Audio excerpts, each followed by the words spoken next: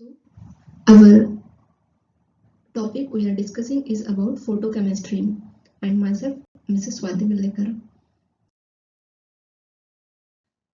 Today, we are going to deal with or discuss about the concentration quenching as well as the eczema formation. So, before that, let's study or let's recall our basic. That is what is meant by quenching. Quenching is nothing but decrease in the intensity of fluorescence. Likewise, so what are the causes which decreases the intensity of fluorescence? The various factors that are affecting are concentration first, second pH, third presence of specific chemical substance, fourth temperature, and last viscosity. So these are the 5 factors which affects the quenching, out of which one we will be studying here, that is concentration. So there are particularly 4 types of quenching, out of which 2 we have already done with, that are static quenching as well as the dynamic quenching, and the remaining 2 are chemical quenching and concentration quenching. So here we will, in this video we will be discussing about the concentration. So basically, what is concentration quenching? As the name suggests, quenching and concentration. So with the increase in concentration of the solution, there will occur the decrease in the intensity of fluorescence. So as the concentration of solution increases, the fluorescence intensity gets decreased. Now why it is so? That we will have to discuss in this video. So basically, concentration quenching is caused because of the excessive absorption of either primary or fluorescent radiation by the solution. Secondly, this is also called as the radiation are being absorbed by the solution itself, as we have studied in the collision in solution. It is also called as inner filter effect, as like that of the cage effect. And if there is absorption of fluorescent radiation by the substance in solution itself, then it is called as self-quenching. Now, another one is chemical quenching. The quenching which occurs as a result of change in chemical nature of the fluorescent substance. That is, there occurs some changes in the chemical nature, chemical structure, chemical composition, like that. And because of that, the quenching which occurs is called as the chemical quenching. And those chemical nature can change because of the following factors, like change in pH, presence of oxygen, presence of halide or electron withdrawing group, or presence of heavy metals, etc. So this is not we are going to study. Our main focus will be on quenching. So our fifth subtopic which we are going to cover in this video is concentration dependence of quenching and excimer formation. Here in this video, you will only focus on the difference in excimer and excited state dimers, which will be asked in exam. So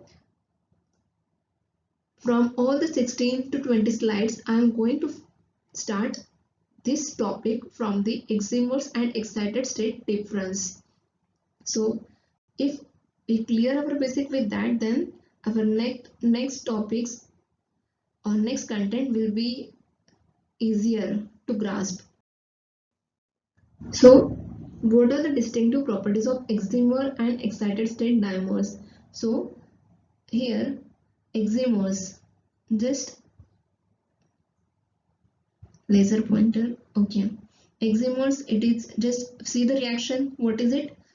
The two molecules which are in initially ground state are absorbing the radiation, and on absorption of radiation, one of the molecule, as I have given here, the two molecules A and A, they are absorbing some amount of radiation, and one of the molecule is getting in excited state. For that, I have taken the color red color for that molecule, and another molecule which is in ground state combines with that excited state molecule and forms a complex which is called as A star, and such complex where one of the molecule in excited state while another is in ground state is called as excimers.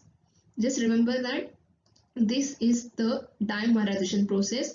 Initially, the two molecules are in the form of monomer. On absorption of radiation, they are getting one of the molecule is getting excited, and combining with another ground state molecule, and it is forming a complex of A star. So the complex which is formed is called as excimer. Here you can just observe the dimerization.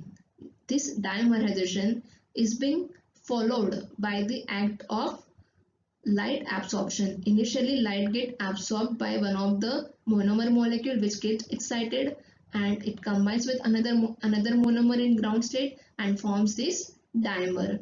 It means the dimerization follows the act of light absorption in case of excimers, that is A star complex.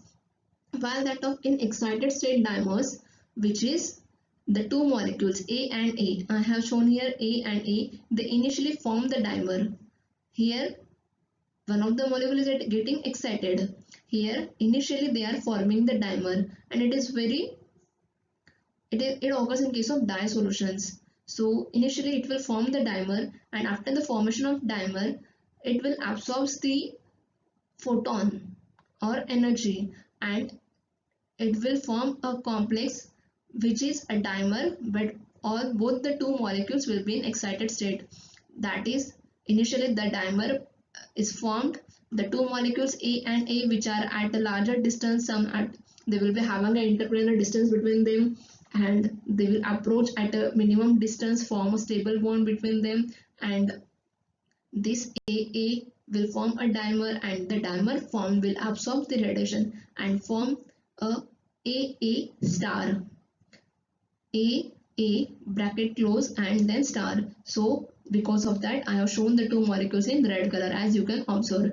Here I have shown one of the molecule in red color and another molecule in green color. It means green color means stable, in ground state, and red means in excited state. So the complex is formed, one is in excited state, another is in ground state. So it is A star complex, while it is in bracket A star.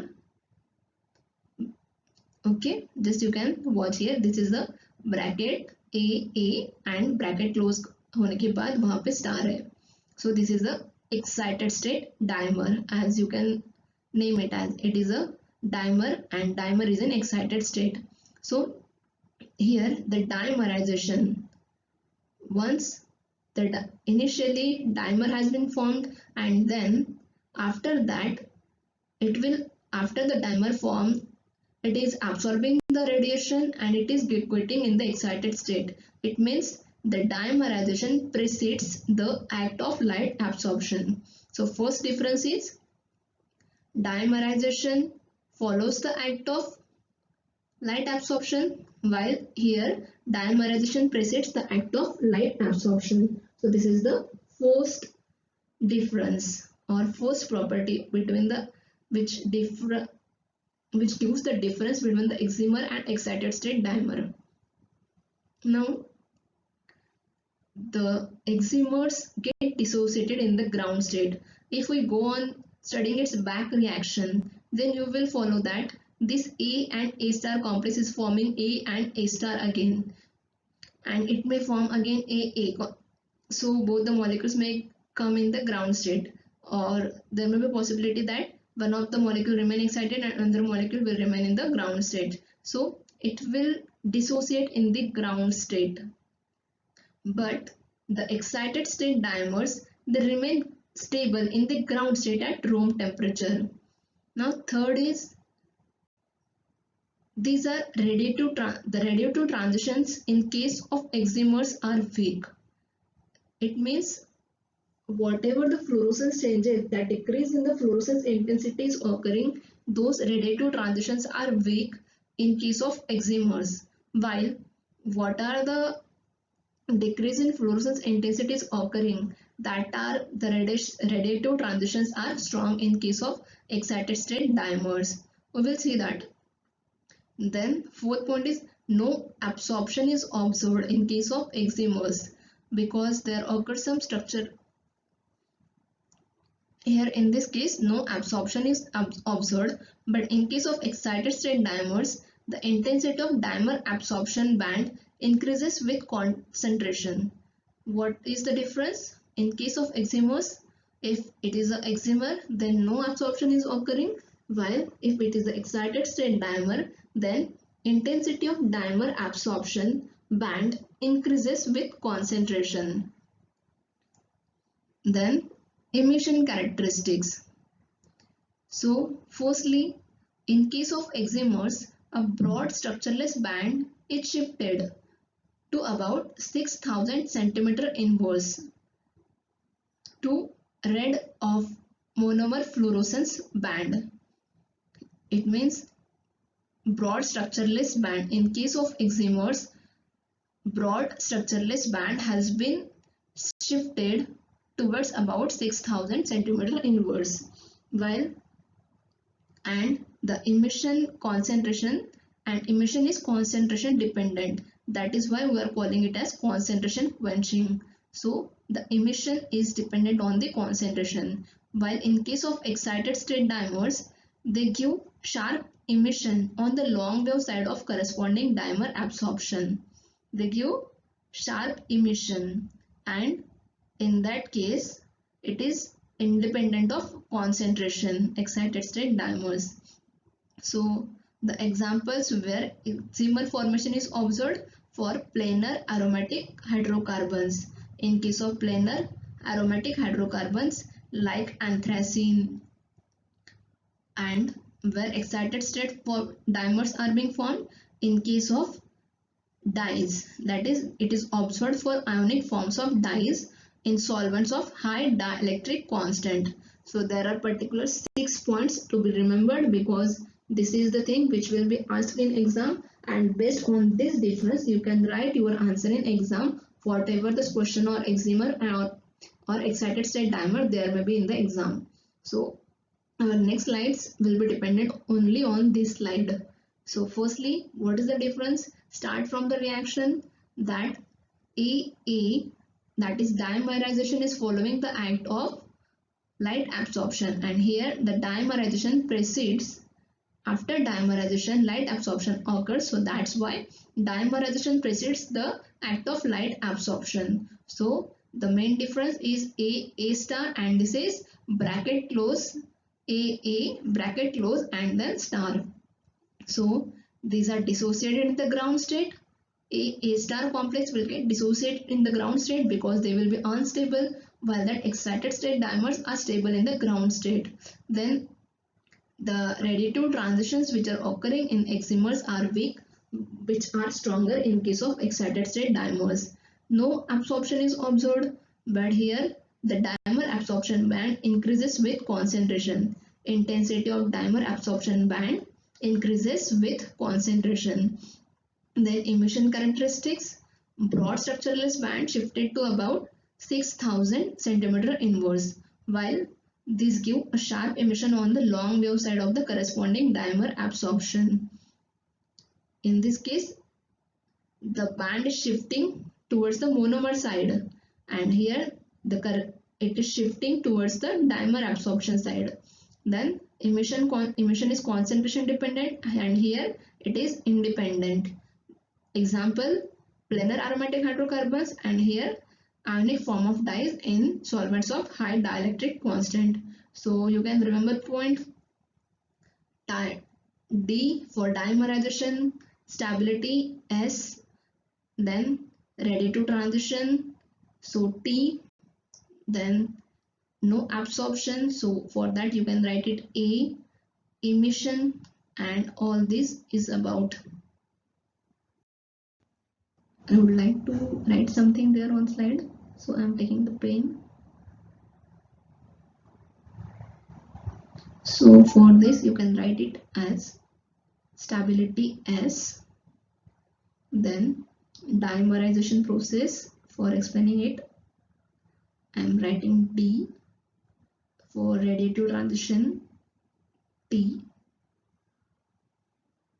For absorption, A.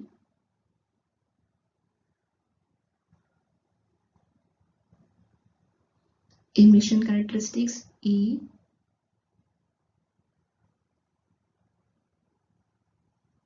Not much friendly with writing with it.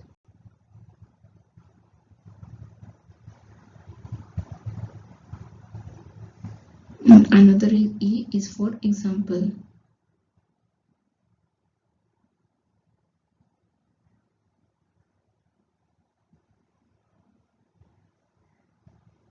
So SDT AEE.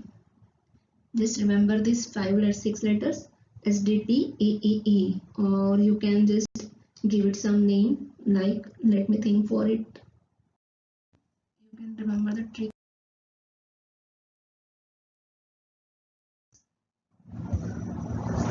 DESAT, DEESAT, where D will dimerization process, E example, another E is for emission, A for absorption, and T for transmission. You will have to remember that in that difference. Now it is next topic, that is concentration dependence of quenching and excimer formation.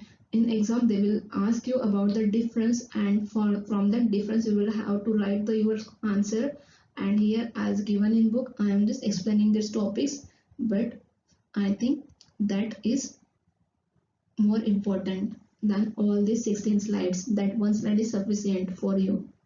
So in case of concentration dependence of quenching and excimer formation, first concentration dependence of quenching. Quenching, decrease in fluorescence intensity and concentration. As there are two factors, first is quenching and another is concentration dependence. Means fluorescence intensity will be in proportion with the concentration of solution. So for that there is written is fluorescence intensity is proportional to the fraction of light absorption. So for that the first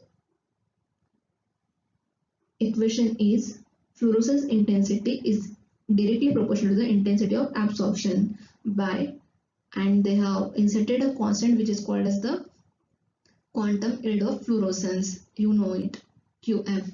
And if there is some changes in the geometrical factor, then there is an insertion of G factor, and that's why in the second equation, which is QF I naught in bracket 1 minus e raised to the power minus 2.3 epsilon Cl have been written. This is the G factor. So,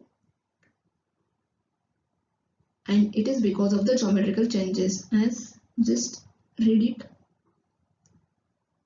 QF is the proportionality constant in terms of quantum yield of fluorescence, and if a fact in actual experiment a factor G which express the effect of geometry, just remember the word effect of geometry on the experimental setup on the measurement of fluorescence and absorption intensities must be considered. So that's why there is the addition of that factors. Why G factor is there? Because of the effect of geometry on the experimental setup on the measurement of fluorescence and absorption intensity.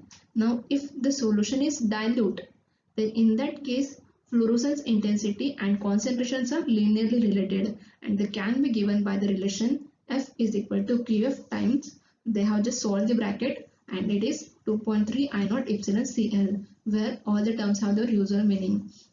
Intensity of absorption I naught, epsilon molar extension coefficient, C is the concentration, and L is the length as per the Beer-Lambert's law.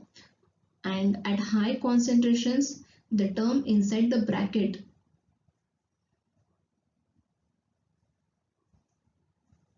this term which is inside the bracket, it gets negligible, and in case of higher concentration we will get the equation that F is equal to QF times I naught.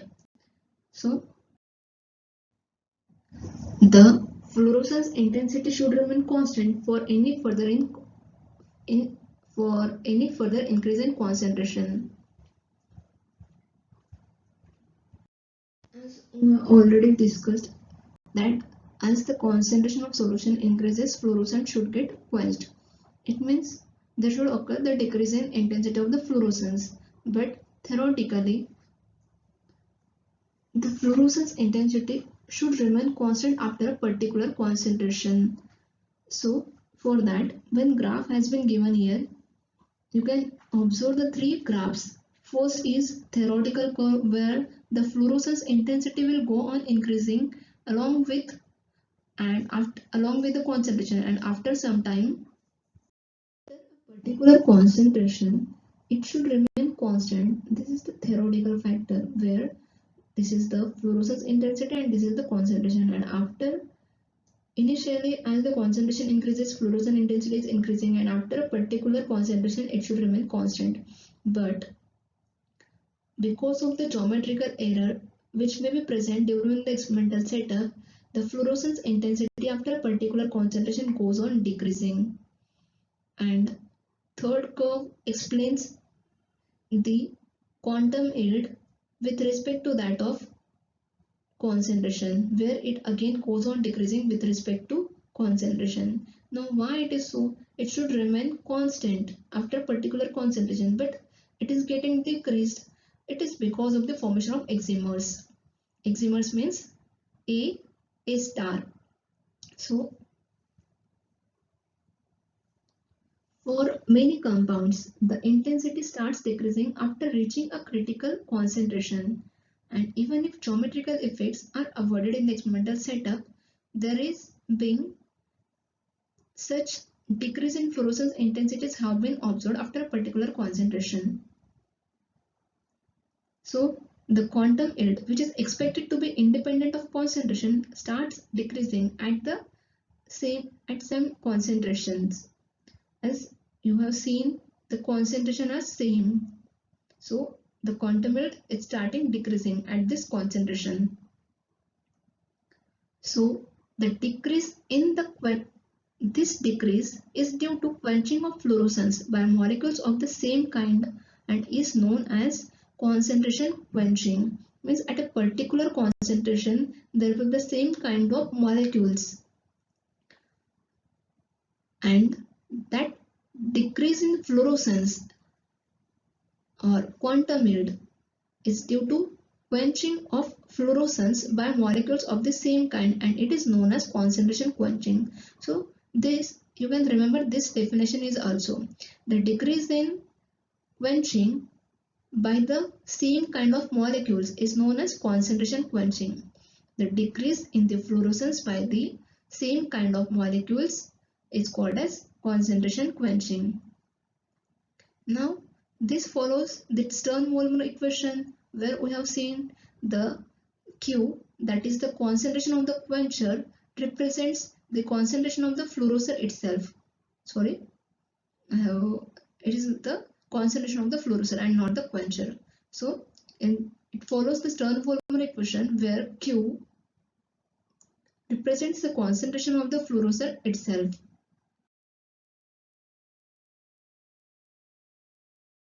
So in many cases, simultaneously along with quenching, there is a new structureless emission band also appears at about 6000 centimeter inwards, as we have given in example for the planar aromatic hydrocarbons. So in some cases, along with quenching, that is, you will get the two intensities. First, because of the decrease in fluorescence, and another is because of the structureless emission band, because of the planar structure of the compound. So those structureless emission band appears at about 6000 centimeter inwards to the red side of the monomer fluorescence spectrum. So let's have a look on the diagram.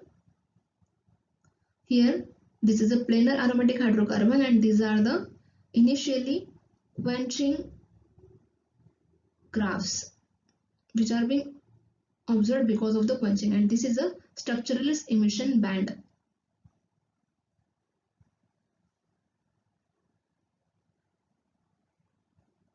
Now, this phenomenon was observed in pyrene solution by Forstam, and he explained it. It is because of the formation of transitory complex between ground and the excited state molecules, that is E and A star, forming a complex A star. And the cryoscopic experiments give negative result for the presence of ground state dimer, as we have seen in case of excited state dimers, that is A, they are forming a dimer, and then that one is getting excited. So cryoscopic experiment have just give negative results for the presence of those dimers, and these short-lived excited state dimers are called excimers. Here that is confusing us first, but have a clear understanding that initially your monomer will be in ground state A, they will combine with one another, form A on the absorption of light, they will form A star plus A, and that will form A star complex, and that is your excimer. So the excimers dissociate when they return to the ground state by emission, giving rise to a structureless envelope by the emission spectrum. As you can see here, structureless emission band G. So the excimer dissociate when they return to the ground state by emission. So firstly we will have to look on this, take a look on this diagram. As we are having the molecule A plus A, they are absorbing some amount of radiation and one of the molecule is getting excited. So it will form A star plus A complex, as well as it has the ability to form a AA bracket close star complex. So now whatever the complex it is formed, it will return to the ground state, because in excited state it will remain unstable. So when it will come from excited state to the ground state, that is when it will return from excited state to the ground state, at that time it will emit some amount of radiation, and that emission is called as excimer emission frequency.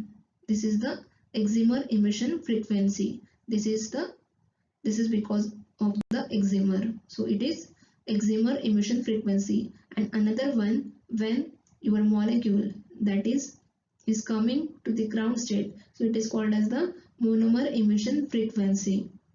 And A2 star, which is being here, it is the excimer, and this is the enthalpy change del HA in this diagram.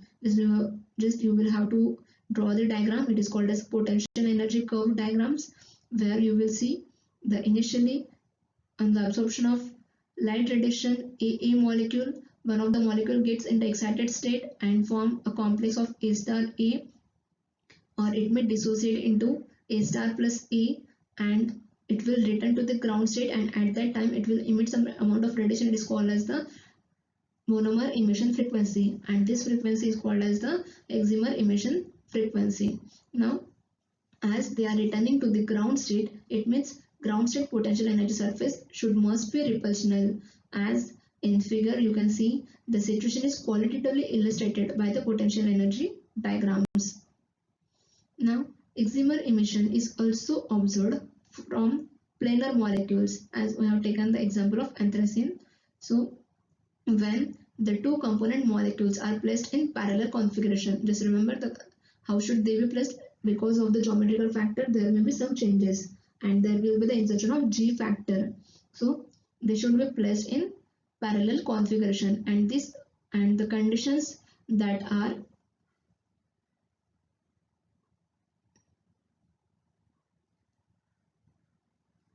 the excimer emission can be observed, because in case of planar molecules, when they are placed in parallel configuration, and there will be three conditions for that, out of which the first condition is about distance. The distance between them should be approximately 0.35 nanometer.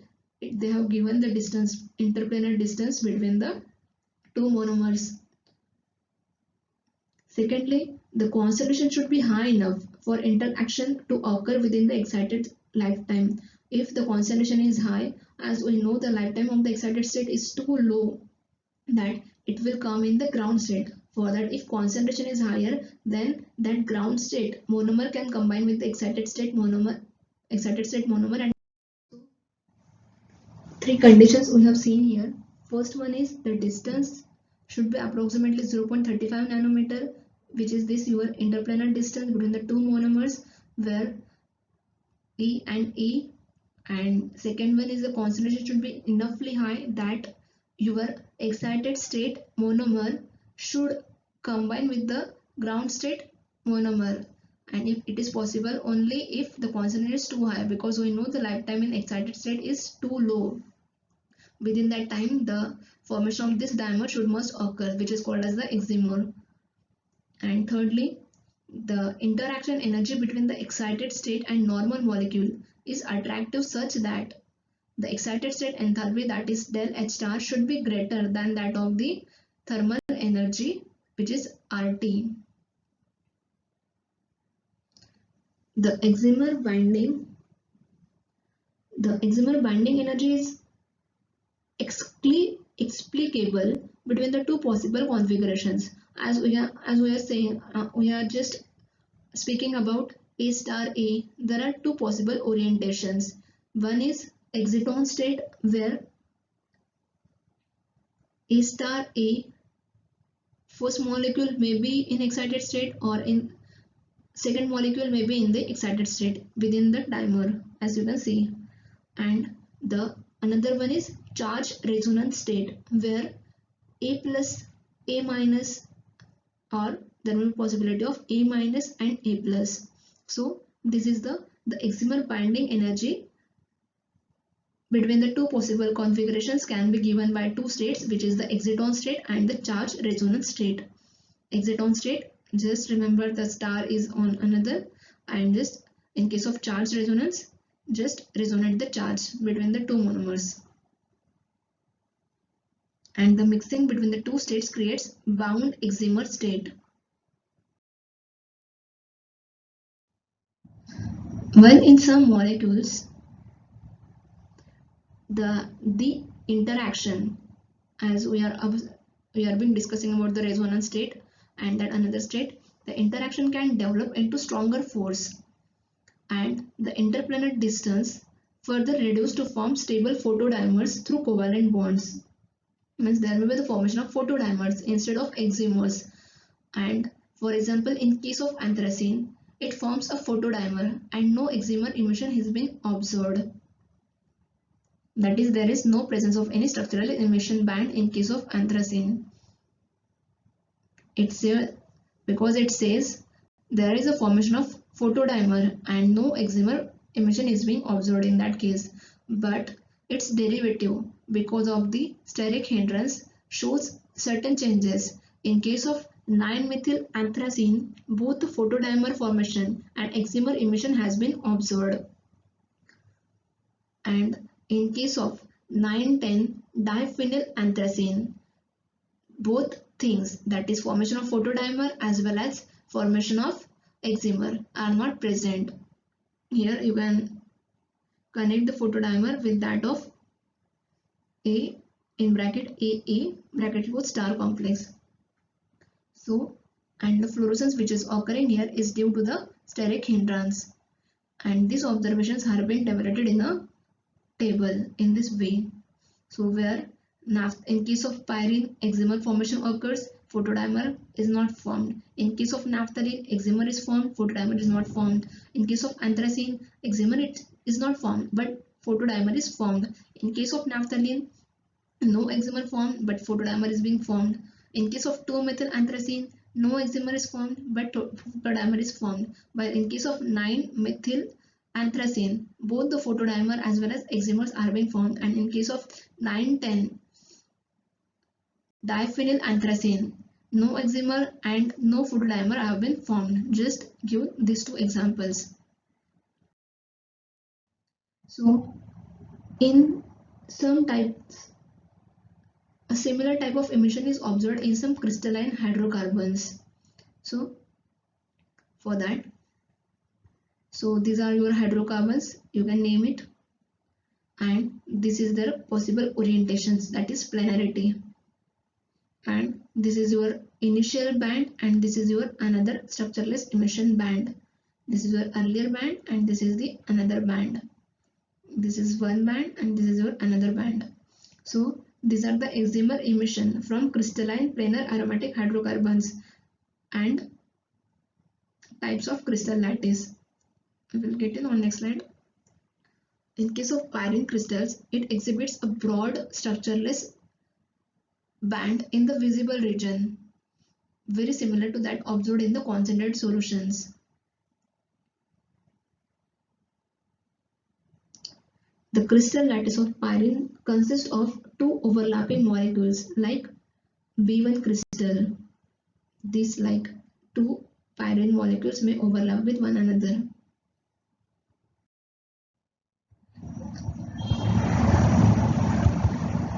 If the overlap is small, in case of anthracene crystals, the structured monomer fluorescence is observed, which is a type A crystal. Let's take first the diagram. This is the type A crystal, where if the overlap is small, as in case of anthracene crystals, a structured monomer fluorescence is observed. This is a structured monomer fluorescence. Same as the monomer is giving you this, and same type of fluorescence has been observed in case of anthracene, and this is called as the type A crystals. Well, in case of type B1 and B2, if flat molecules like these flat molecules form a part of properly oriented molecular system, red-shifted structureless band due to excimer may appear even at low concentrations. As you can see, we have already told in case of planar substances, the emission band shifts towards the 6000 centimeter inverse towards the red region of the monomer. That band has been observed at low concentrations, and this is for B1 crystal also if the planarity is like this, and this is also for the B2 crystals if the planarity is like this. So the band is emission band is shifting towards the 6000 centimeter inverse. Some emission from DNA is also due to excimer formation between the constituent bases, and excimer emission is also occur in inert gases like helium and xenon also, and that's why xenon is being used as a source of high intensity radiation because of this emission. Besides the prompt excimer emission, delayed excimer emission has also been observed, and the mechanism is through triplet annihilation process. That is, both the molecules which are already in triplet state, they gets annihilated and it forms a dimer A2 star, and it will, while coming back, it will emit some amount of radiation which is E naught H nu EX, and if this is the excimer, this is your excimer frequency which is being emitted. H nu is the frequency which is emitted by the excimer, and that excimer may get dissociated as A star plus A, and this is the dissociation frequency of the excimer. So excimer is formed as an intermediate which may dissociate into an excited singlet and ground state, as you can see here, and the delayed excimer emission, a biphotonic process, is in contrast to the prompt excimer emission which is monophotonic. Now, as we have seen that A2 star complex, it may come to the ground state in case of eximers which we are been discussing, that A2 star has a possibility to come back into A star and A, and at that time it will emit some amount of radiations. So that is a monophotonic process because it will emit only one photon, while in case of this delayed excimer emission, the triplet stage monomers are combining to form a excimer, and it is emitting the radiation twice, so it is called as the biphotonic process. Excimer formation has been assumed to be very necessary step, like that of in case of concentration quenching. It means what I am reading, excimer formation is a very necessary step in concentration quenching. Excimer must be formed, but whatever the excimer has formed, it may be fluorescent or it may not be fluorescent. It may be just, it is not essential that the excimer shall always be fluorescent. It may promote the radiationless process, as we will see the processes. So the various steps that are involved in concentration quenching, which are useful in giving the rate equations. And these are the 8 steps which are being involved in concentration quenching. Initially, our one molecule, the monomer, will absorb the radiation and it gets excited state. So it is the rate will depend on the intensity of absorption of radiation. Secondly, that A star molecule have a possibility that it will come back to ground state and it will emit the radiations. So this is the KF. As it will come from excited state to the ground state, it will just emit the radiation which are fluorescent radiation. So the rate equation can be written as Kf times A star, concentration of A star. And A star molecule without emitting radiation, it will lose the heat energy to the surrounding and come back to ground state. So in that case, it will be the internal conversion process. So in that case, KIC, concentration of A star. In this way, the rate equation can be written. The fourth possibility that the excited state monomer may come to the triplet state and it will have to cross the intersystem crossing step, and that's why the rate equation can be written as KISA times A star. Now, fifth possibility will be that A star will combine with the another monomer and it form a dimer, that is A2 star, and in that case the rate equation can be given as the rate constant for the excimer formation into concentration of A star and concentration of A. Now the excimer which is being formed, that is in excited state, have a possibility to come back in ground state, or it may have the possibility dissociating in this way, that is A star plus A, and as it is getting dissociated, so for that dissociation energy they have written a rate constant of AD and it is forming A2 star.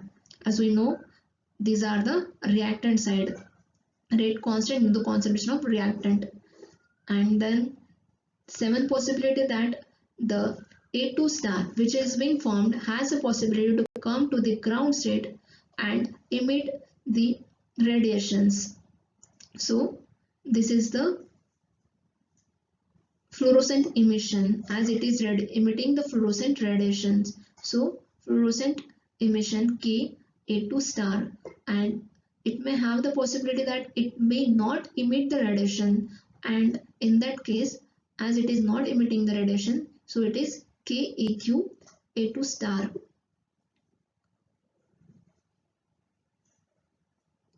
So just what we have written, step number 7 and step number 8.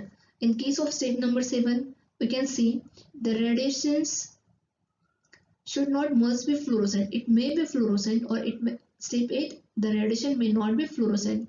Removal of radiation means it is fluorescent, and not removal of radiation, it is not fluorescent. While the step number 5 and 6, here you can see it is the formation of excimer and this is the dissociation of excimer. Now, from the stationary state approximation, we always say that as stationary state approximation, SSA, steady state approximation, what it states, the intermediate as it is formed, it gets dissociated. As the intermediate is being formed, it gets consumed or it disappears because its rate of formation is equal to its rate of disappearance. So in A star and A2 star, these are the intermediate steps. So in that, these are the intermediates which are been formed, not intermediate steps. These are the intermediate species which have been formed, and these are these are the intermediate species which are formed during the reaction. There, as per the steady state approximation, we can write the rate of formation or rate of disappearance will be equals to 0 in case of A star also and in case of A2 star also.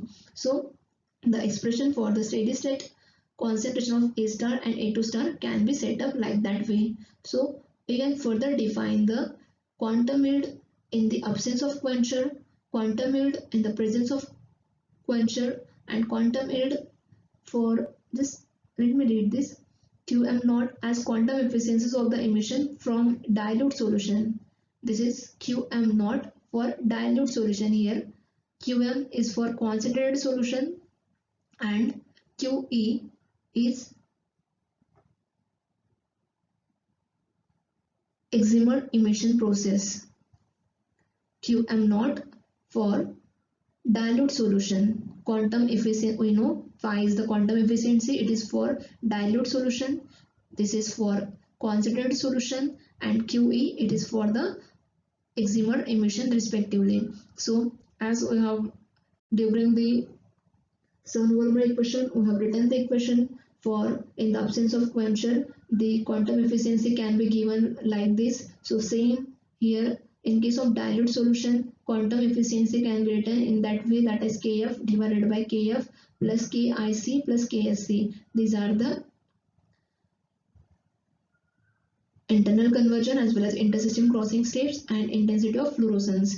As in case of, as you can recall the Jablonski diagram where the molecule is returning from S2 to S1 state, it is the intersystem crossing, and if it is coming from S1 to S0 state, then it is fluorescence, and if it is crossing through the triplet state, then it is intersystem crossing. So Qm, that is the concentrated solution with quenching. In case of concentrated solution, there will be the factors.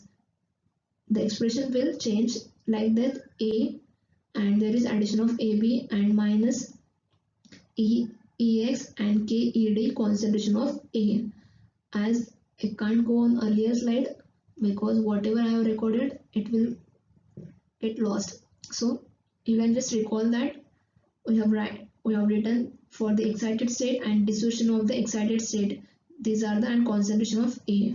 From that we have taken this equation, and in case of excimer emission, we will get the excimer is being emitting, so fluorescent emission, then excimer emission, and excimer dissociation. So you will have just remember the difference. I think this equation will not be asked in exam, but you just go through it once. So this is the simplest form. Here you have to add some factors, that is Kf A divided by AB minus Kex Ked times A, and in case of Qa it will be Qef Qex times A, AB minus Kex Ked times A, where A is nothing but the dissociation of excimer, Kef fluorescence of excimer, and Keq is the excimer emission. So all these are the constants, and which can be written as 1 upon 2E naught. In the next slide we will be utilizing for this Ked, Kef, Keq as 2E naught, reverse of 2E naught, where 2 is the lifetime and B is the Kf, Kic, Kisc and Kex times A, and it will be 1 divided by 2m, while that Kf, Kic and Kisc, it will be equals to 1 divided by 2m naught.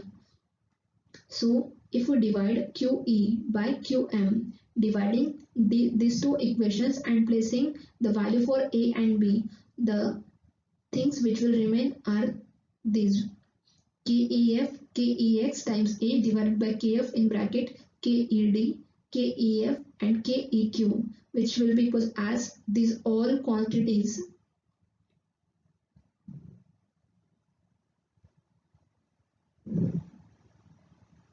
Where is pen?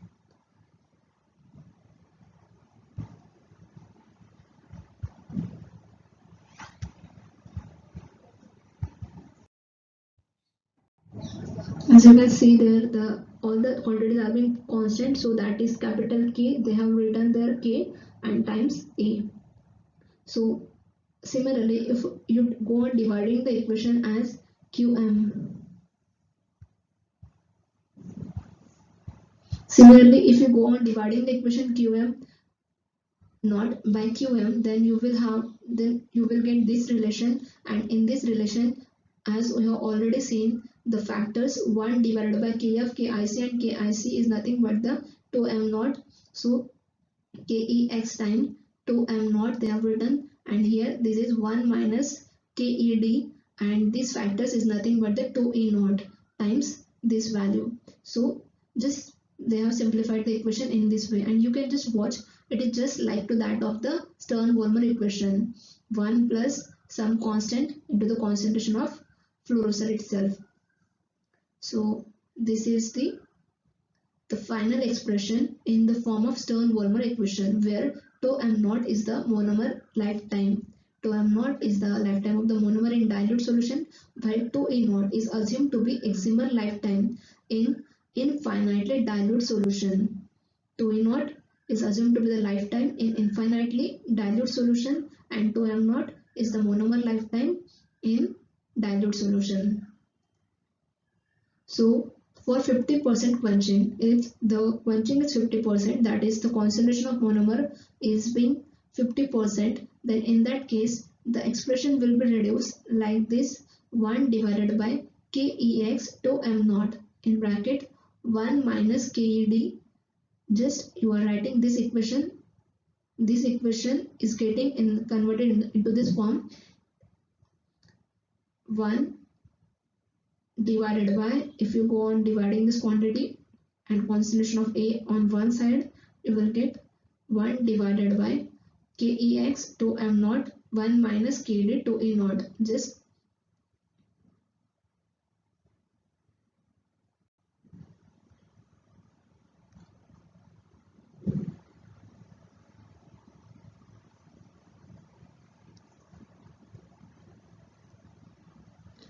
quantity is coming to this side. So you will getting that equation, and on simplifying that equation you will get this as 1 divided by Ch. It means you are taking the inverse, so it will get this equation will also become inverse. So Kex tau m naught 1 minus Kd and tau E naught. Now Ch is the half value concentration. Here Ch is the half value concentration, and the Stern-Volmer equation can be rewritten as Qm naught divided by Qm, that is concentration fluorescence in the absence of quencher and fluorescence in the presence of quencher. It will be equals to 1 plus C divided by Ch. So C is the concentration of the monomer, and we have they have simplified this expression. I am wanting the Qm value. I will take it on one side, and I will take the remaining quantities on the below side, on the denominator side, and this is go to the numerator. So Qm goes here, and this quantity comes here.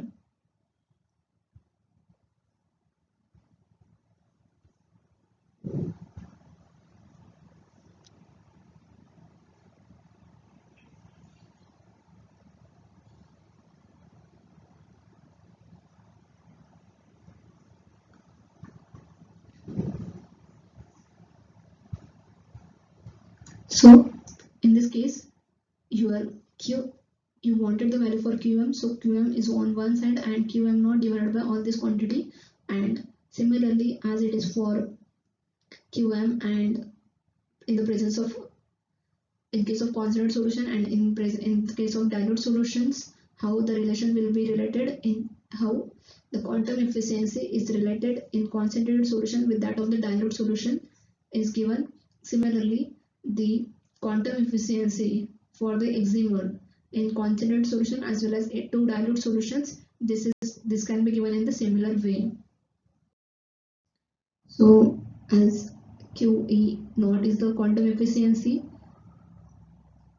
of fluorescence when the excimer is at high concentrations.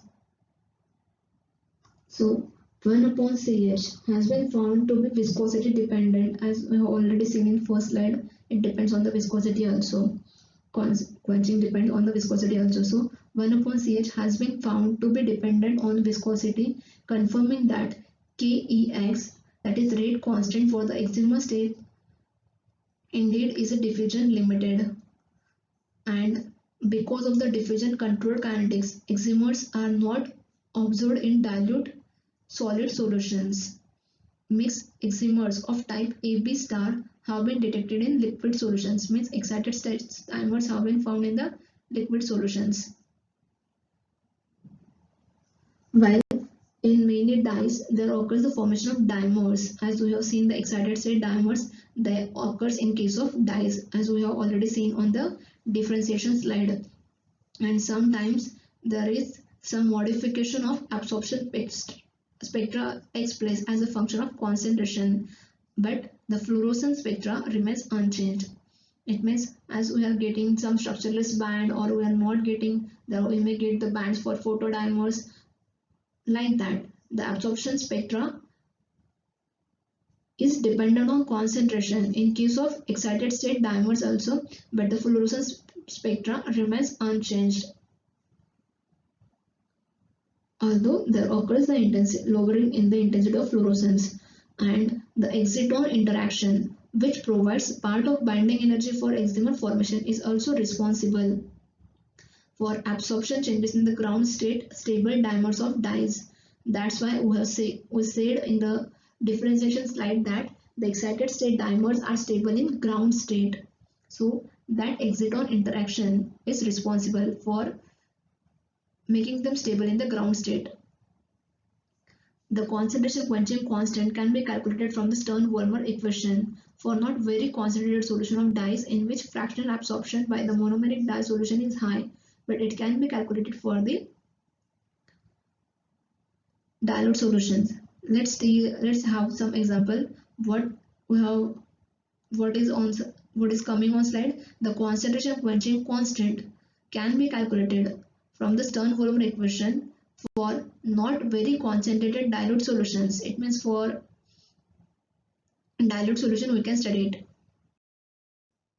So this is the difference. In some cyanine dyes exhibit both monomer and dimer emissions. It means, for example, 1,1-diethyl 2,2-pyridocyanine iodide. In general, aggregation of dimer inhibits fluorescence emission but enhances the low temperature phosphorescence. It means the aggregation of dimer, when the dimer is being formed, it may inhibit the fluorescence process, but it will enhance the phosphorescence at the low temperature. And why it is so? Because of the intersystem crossing becomes easier. The probability of intersystem crossing gets more easier for that, and because of which there will be the transfer from monomer from singlet state to the triplet state through the energy gap, and by splitting the exciton of S1 state.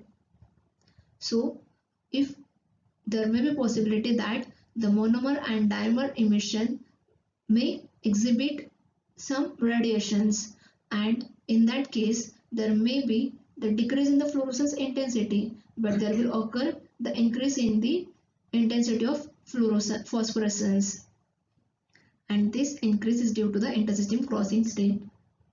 So some distinctive properties of the eximers and excited state dimers have written here, and the term eximer was coined by Stevens to differentiate it from the excited state dimer, and which we have already seen. Firstly, dimerization follows the act of light absorption. Dimerization precedes the act of light absorption. These excimer dissociate in the ground state. Excited state dimers remains stable in the ground state, as in case of cyanine. Then the radiative transitions are weak in eximers.